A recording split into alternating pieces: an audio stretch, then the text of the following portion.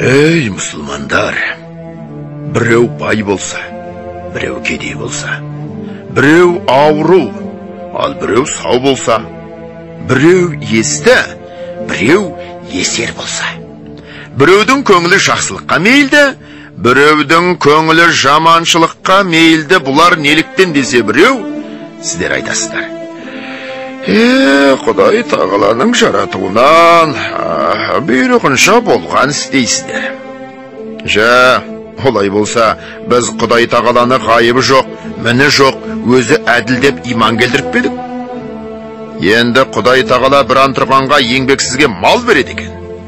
Бір Құдайдан тілеп, еңбек қылып, пайда іздеген кісінің еңбегін жандырмай, қатын баласын жөндеп, асырарлық тағылмай, кедей қылады екен.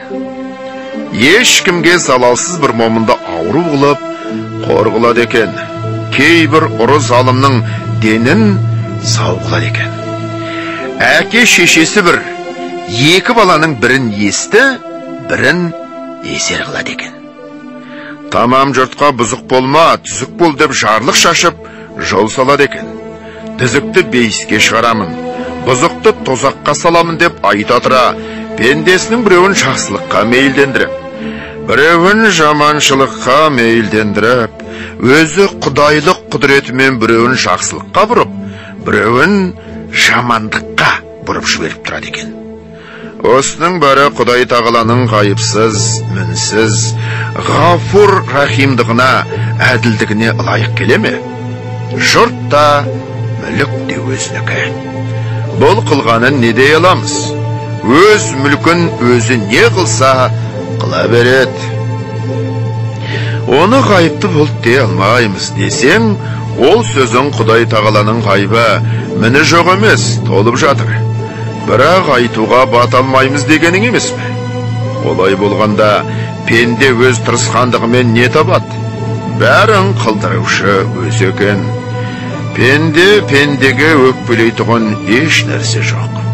Кім жақсылық, кім жамандық қылса дағы, Құдайдан келген жарлықты қылып жүрген дейміз бе?